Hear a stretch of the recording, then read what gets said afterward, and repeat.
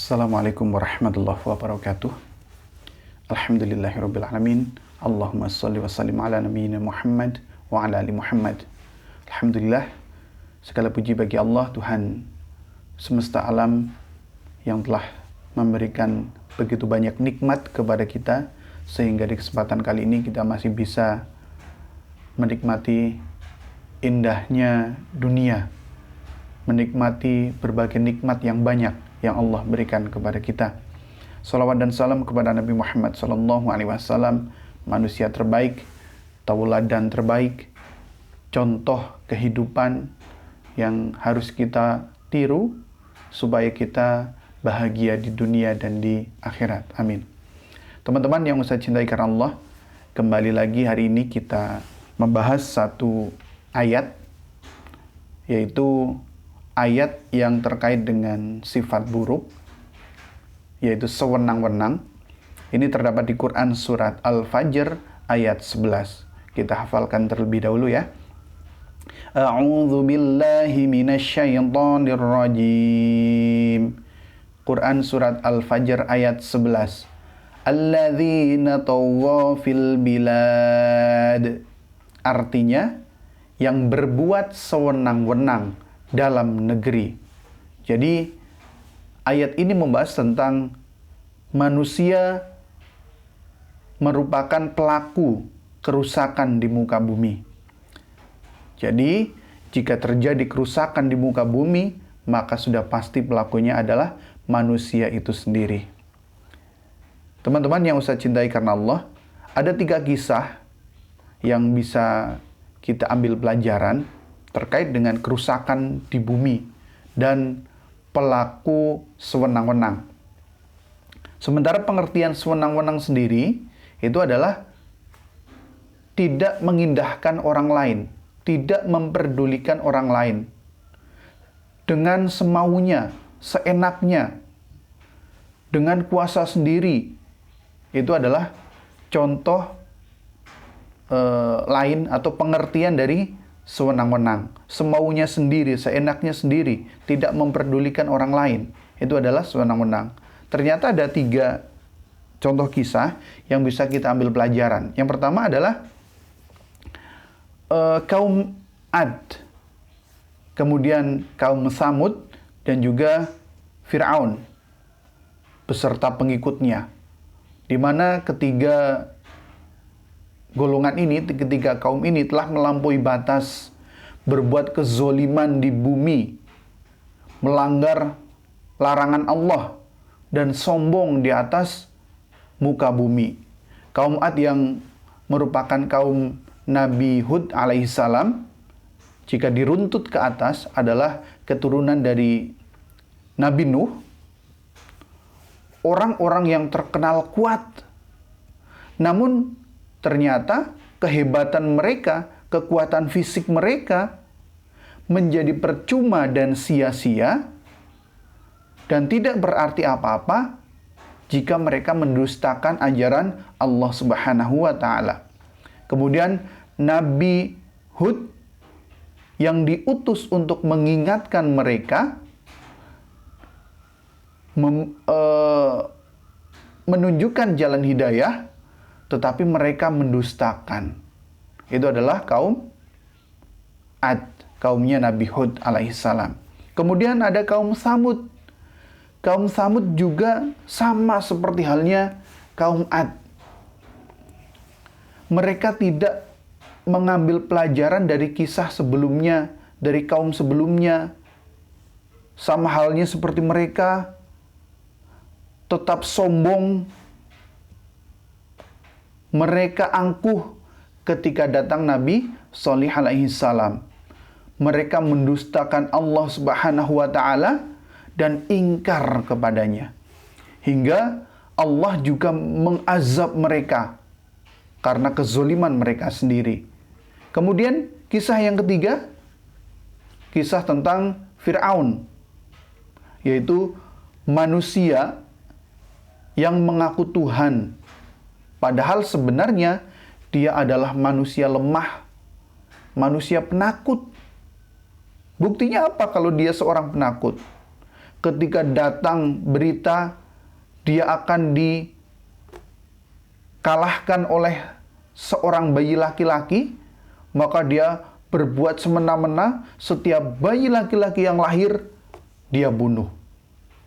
Buktinya, itu bukti berarti bahwa dia adalah seorang yang penakut. Sehingga di akhir hidupnya Allah lagi-lagi azab dia. 3 kisah itu bisa menjadi pelajaran buat kita bahwasanya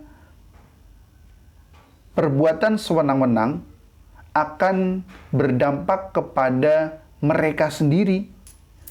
Orang yang melakukan kerusakan di muka bumi, maka akan berdampak pada dia sendiri.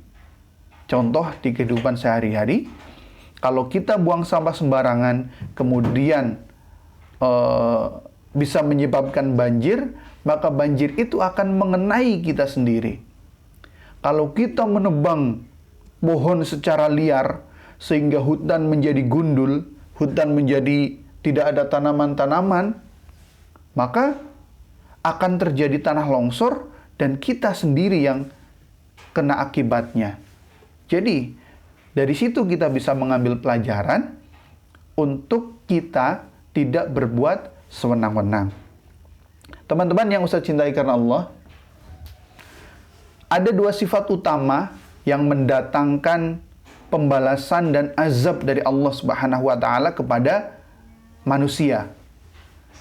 Yang pertama adalah kelaliman di bumi, kezoliman di bumi. Itu yang pertama, kezoliman di bumi.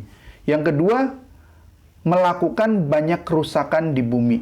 Dan kedua itu saling terkait, saling berkaitan. Yang pertama tadi kelaliman di bumi, dan yang kedua melakukan banyak kerusakan. Kelaliman adalah tindakan melampaui batas di bumi, keluar dari posisi penyembahan untuk Allah. Jadi yang dimaksud dengan kelaliman ini, manusia yang harusnya beribadah kepada Allah tetapi tidak beribadah kepada Allah. Kemudian melakukan kebohongan-kebohongan. Nah, ini termasuk juga kelaliman. Kemudian sifat yang kedua, banyak melakukan kerusakan di bumi. Ini sudah jelas. Jika orang-orang melakukan kerusakan di bumi, maka Allah akan tidak suka. Jadi banyak kisah, banyak contoh yang bisa kita ambil pelajaran. Orang yang melakukan kerusakan di bumi, maka berakhir dengan kematian yang mengenaskan, kematian yang menyakitkan. 3 contoh di atas sudah cukup menjadi pelajaran buat kita. Kaum Ad, kaum Tsamud, Fir'aun dan kaumnya, pengikutnya, mereka dibinasakan oleh Allah dengan kematian yang mengenaskan akibat dari perbuatan mereka sendiri karena mereka berbuat zolim, mereka melakukan kerusakan di bumi. Jadi ada 2 tadi yang menyebabkan Allah mendatangkan pembalasannya dan azabnya, yaitu karena kelaliman di bumi. Yang kedua, karena melakukan banyak kerusakan di bumi. Mudah-mudahan kita semuanya terhindar dari 2 sifat itu, kelaliman di bumi dan melakukan banyak kerusakan di bumi. Baik, teman-teman yang saya cintai karena Allah, mudah-mudahan pembahasan ini semakin menguatkan kita untuk menjadi hamba-hamba Allah yang bertakwa dan bisa menerima kebaikan-kebaikan yang hadir kepada kita ketika datang dakwah kepada kita, maka kita terima dengan baik, kita terima dengan lapang dada, dan kita amalkan kebaikan-kebaikan yang kita terima. Ustadz kira cukup pembahasan kita kali ini. Yang bisa kita ambil pelajaran dari materi kali ini adalah kita harus menjadi manusia-manusia yang bertakwa dan beriman kepada Allah Subhanahu wa taala dan tidak termasuk orang yang sewenang-wenang, tidak termasuk orang yang lalim dan tidak termasuk orang yang melakukan kerusakan di bumi. Contoh kecil, kita tidak melakukan kerusakan di bumi adalah dengan kita tidak membuang sampah sembarangan. Cukup ya? Alhamdulillah, kita akhiri dengan membaca istighfar, hamdalah, dan doa kafaratul majlis. Astaghfirullahaladzim, astaghfirullahaladzim, astaghfirullahaladzim. Alhamdulillahi rabbil alamin. Subhanakallahumma wa bihamdik, asyhadu an la ilaha illa anta, astaghfiruka wa atubu ilaik. Billahi taufiq wal hidayah. Wassalamualaikum warahmatullahi wabarakatuh.